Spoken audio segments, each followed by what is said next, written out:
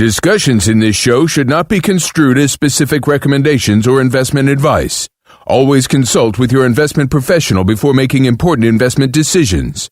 And now, Financial Renaissance with the M's.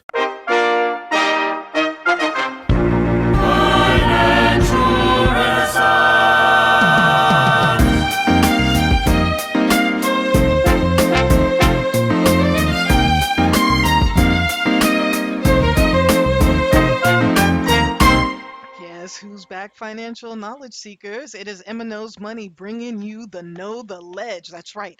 I am going to tell you all about the coronavirus stimulus package, which is coming out very, very soon. The House should be voting on it. Then it goes to the Senate, and at some point, it will be trickling up or down to us. I think it's up from us into society. All right. So let's jump into what is actually going on and why. The Republicans and the Democrats have been beefing a little bit. All right. So what it comes down to is it is a $2 or $2.5 million stimulus package, right? And because of it, the market shot up 11% on Tuesday, March 24th. And then again on Wednesday, the 25th, there was another up day. So two up days back to back because since the announcement that it looked like the stimulus package was actually moving further down the road. Okay, so here are some of the things that are going to be put in the bill. Well, I'll get back to this, but let's just talk about what's been going on. All right, so they're proposing 2.5 million, right? Some of the main issues, though, is the Democrats stopped the bill because they wanted to make sure that what happened in 2008 doesn't happen this time with, if you remember the term TARP, right? The government bailed out a lot of the major corporations, but they didn't put any handcuffs on those corporations. And what those corporations did was they bought back stock, they paid down some debt, they laid off workers, things of that nature. And so the economic recovery that was supposed to be sparked because of the government bailing out corporations didn't happen the way it was supposed to because it did not reach the consumer level. Homes got foreclosed, jobs were lost, and it has literally taken about 10 years for the unemployment numbers to finally get at a point where they've recovered from what had happened, 2008 and before. Well, here we are again, some 12 years later, and we are possibly going to see unemployment numbers up to 30%. We haven't had 30% unemployment since possibly the Great Depression. Hmm? Okay, so what does that look like? So again, it's going to look horrible. However, the government is trying to step in. Okay, so the Democrats have said that they were holding up the bill for a few reasons. One of them had to do with unemployment. They want to make sure that the states are offering 4 months of unemployment for any idled worker.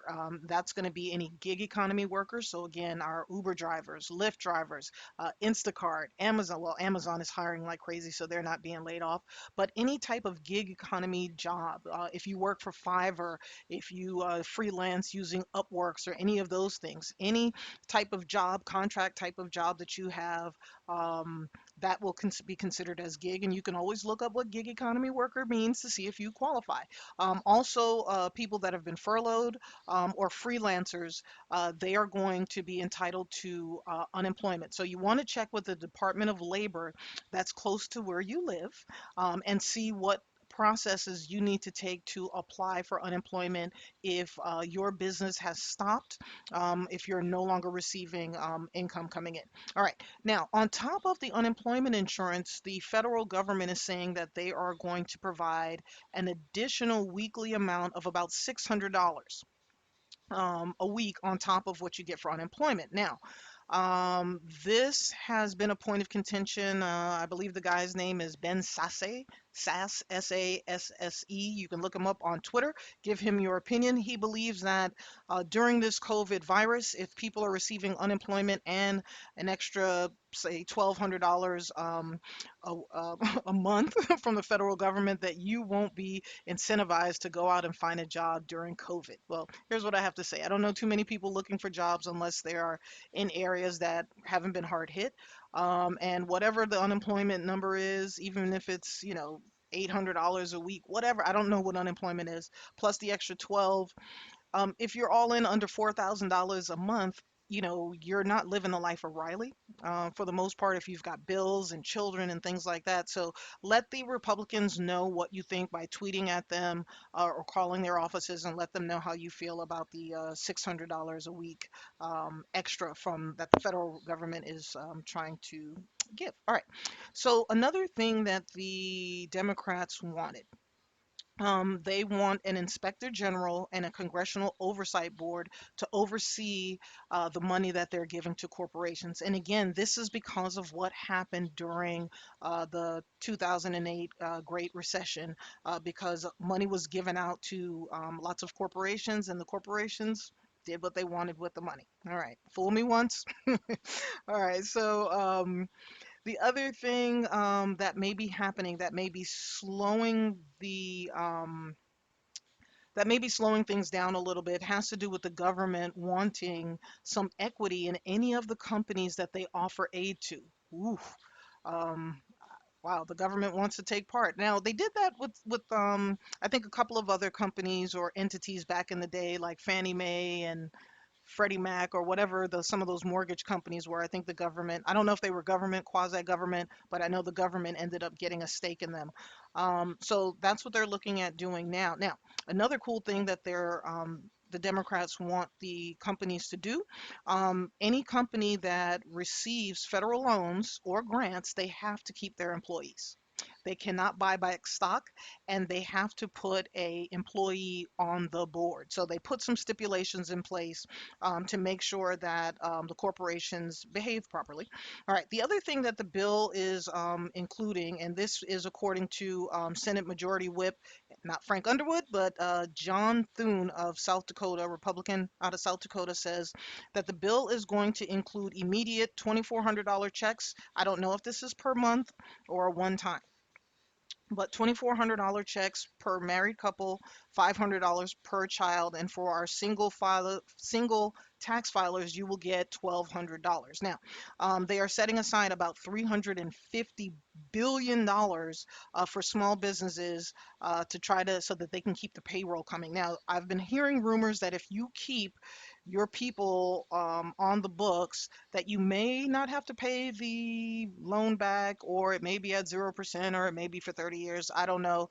The devil is in the details, and I haven't seen any deets anywhere. I've been trying to, but I haven't found any. All right. The other things that the Democrats are looking for, they want to give wind and solar tax credits. I don't know if that's to businesses or to we the people, but we'll find out. But I don't really feel like that's inside the scope of what this stimulus bill is supposed to be about. Okay, so let's see. The bill will also have about $37 million in grants for the airline industry. They're proposing another 3 million in grants to support the ground support. Wow, I didn't even think about the ground crews, ground support, and also the catering contractors. Um, I saw last night or the other night that Virgin Airlines has laid off 8,000 people. This is just something that's going to be happening around the world. So again, the takeaways for you is that you can um, file for unemployment if you are a gig worker, a contract worker, etc. If you are not working right now, or things have slowed down to a grinding halt, you can go ahead and contact your local Department of Labor, and see if you qualify to file for unemployment. Okay, now as far as the checks that the federal government is going to be issuing out to people, which is about $1,200 per adult, $500 per child. There are phase outs with this gift, if you will, or this bailout that they're giving to the people. It's not a gift because we didn't ask for this. Um, so if you are a single filer, if your adjusted gross income was more than $75,000, there will be a phase out. So you will no longer receive $1,200. I don't know what the increments will be, but it will be less than that. If you are a head of household filer, that phase out begins for you at 112,000 adjusted gross income. And if you are married, filing joint, your phase out will be at $150,000. So hope that helps. And remember, if you would like the extra $600 per week, go ahead and send a text to Ben Sass. He is a Republican. I believe he's out of North Dakota or Nebraska. Out of Nebraska. He's a Republican senator out of Nebraska. And basically, he says that furloughed workers would end up getting an extra 600 a week under the bill, which would, and this is a bunch of senators are saying it, would create an incentive for staying laid off. Um,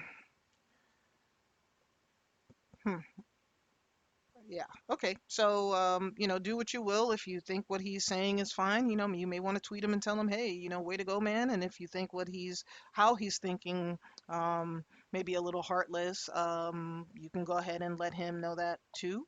Um, let's see if there was anything else. I think that will do it. Oh, Steve Mnuchin, who is the Treasury Secretary, has agreed to oversight. He has agreed to putting some of the handcuffs on Wall Street. The issue that the Democrats had with him was that they are going to be giving out of that 2 trillion or 2.5 trillion, they're going to be giving 500 billion as a bailout to Wall Street. So the Democrats wanted to make sure that again that 500 billion bailout, which is coming from us, right? We the people, Main Streeters, this bailout's going to be given to Wall Street, and they want to make sure that Wall Street does the right thing and actually lets it trickle down because the monies that they're going to be giving to us, we're going to be trickling it right back up to keep America strong and whole. All right, when we come back, I'll be telling you about Social Security and what to do about your benefits during the COVID virus. All right, Social Security income recipients, this segment is for you. The federal government wants you to know you don't have anything to worry about as of right now. Okay, so if you are receiving your check via direct deposit, they say nothing should be going wrong. If you're receiving your check that way, it should still be coming. If you're receiving your check via snail mail, and snail mail is what they call the United States Postal Service, if you're still having a check delivered to your mailbox, it is up to you to check with the Centers for Disease Control and the World Health Organization. The scientists there are trying to determine whether or not coronavirus, as of now, they're saying it's not lasting. That coronavirus cannot be transferred by pick touching mail, right? Mail that you received, let's say a carrier, whoever sent it, is sick. Um, but we don't know. Okay, they don't know for certain, but they're saying, hey, as of right now, that's the way it is, so you should still receive your check. What I say to everyone, especially if you have a compromised system, you should consider quarantining your mail when you get it. So that means that put your mail in a box. I think they say the virus lasts on surfaces for 3 to 4 days. Look it up. I'm not a doctor. But maybe quarantine your mail, and then after it's been in the house for, whatever that time period is, then go ahead and rip it open and start looking at your stuff. All right. So again, you have to check for updates from the CDC, Charlie Delta Charlie.gov, and the World Health Organization. Okay. They will be the first indicators that mail delivery will stop once someone that is delivering mail catches it. That's how it goes. They'll figure out how they got it. All right. So the Social Security Administration does want you to be careful. Scammers are going to be taking advantage of the COVID virus and the crisis. So you may be getting phone calls and emails and things like that. Okay. If you receive a phone call, the Social Security Administration does make outbound calls. So they do call people. So they may call you. But what you want to do is take down the persons before you give any information. You know, don't verify your address. Don't verify your social. Don't verify your date of birth. Don't verify nothing. Okay. Take their name, get their phone number, ask them for their extension, and then ask them for their address, the address or their office location. And then you go online and look up that office, look for the phone number, not necessarily the one they gave you, because that number, although it may say Social Security Administration, the scammers can make the caller ID look like anything you want. It could look like the president's calling you, or Meghan Markle, or you name someone that you would love to receive a phone call from. They can make it look like that person is calling you. So be careful. If you are not savvy with getting on the internet and figuring out how to, determine, I call it cyber snooping or cyber stalking or cyber something, but cyber investigating. I think that's a better word. If you're not good with that, find anybody that's over the age of 15. Anybody over the age of 15 should be able to help you out with that, but verify who you're talking to before you give them any information. All right. All face-to-face services with the Social Security Administration have been halted. Skirt, skirt, right? They've been suspended for now. So, if you were planning to go to the Social Security office for to start your benefits, or if you had questions, you can still reach out to them. They are practicing social distancing, so they're on a lighter staff load. I don't know how to say that, but um, basically they're not, if they have 20 people in their office, there may only be six, okay, because people have to be about 6 feet or 12 feet away from each other, or whatever that distance is. Okay, so you can again go online and apply for your benefits, or you can call their office to apply for benefits. And they're very nice, they'll walk you through it. They are prioritizing dire need payments over everything else, and dire need is if you're homeless, if you're about to become homeless, if your benefits are at risk, and they were just about to be reinstated before all this stuff happened, call them. If you became disabled right before or during this crisis, call them. They are prioritizing disability payments. Call them and reach out to them. Now, if you are one of those that the Social Security Administration overpaid for whatever reason, not here to judge, they are not going to be taking that money back from you right now. They will take it back at some point because it is the government and the government will get their money, but they are not going to take it back from you right now. Okay. So, again, to recap, if you owe the Social Security Administration, they are suspending those payments, or they're not taking that money back from you right now. If you are at risk of being homeless or any of the above, or you just became disabled, or your benefits are got suspended and they were about to be reinstated, call them, call them, call them. Okay, this is not the time to have the pride about this, that we don't know how long or what the long-term effects of this crisis is going to be. Again, if you need to apply for benefits, you can do it online or you can call their office. And all face-to-face services have been suspended. Nobody is meeting with anybody right now. Stay your butt home, pick up the phone, or do something on the computer. And then lastly, they want you to be aware of the scammers that are out there that may be placing calls to you. Your caller ID may say Social Security Administration, but it is not them. It may not be them. It could be them. What are you to do? Again, take down their name and number, ask them what office they're calling out of, and then you try to reverse engineer everything and figure out if what they're telling you is true. Make it like a game, pretend that you are some type of spy or something. You're trying to figure out if this person's trying to get you for your social security check. It's not that much, and so, you shouldn't be giving that up to anybody. All right. So if you have any questions, you can reach out to you can go on ssa.gov again, and then you can also, as far as keeping an eye on mail, go to the CDC's website and also the World Health Organization's website, and see what they're saying about the virus being passed on through the mail or papers and things like that. Hope this helped. Let us know what you're doing to kind of cope. I'm surprised I haven't sneezed yet. I just ran outside to drive my car around the corner. Okay. And I we live here in Georgia, and there is so much pollen. We are the city in the forest, and there's a bunch of pollen outside, and so at some point I'll start sneezing.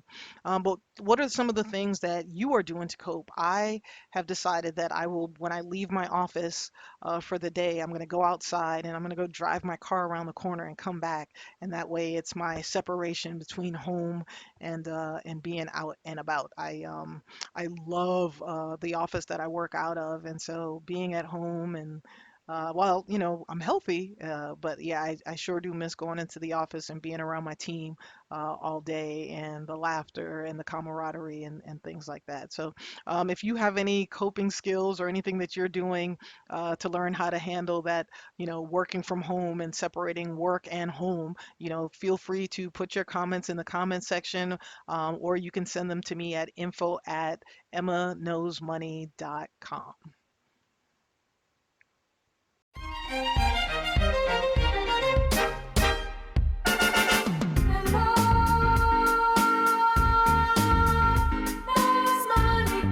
Cash, scratch, green.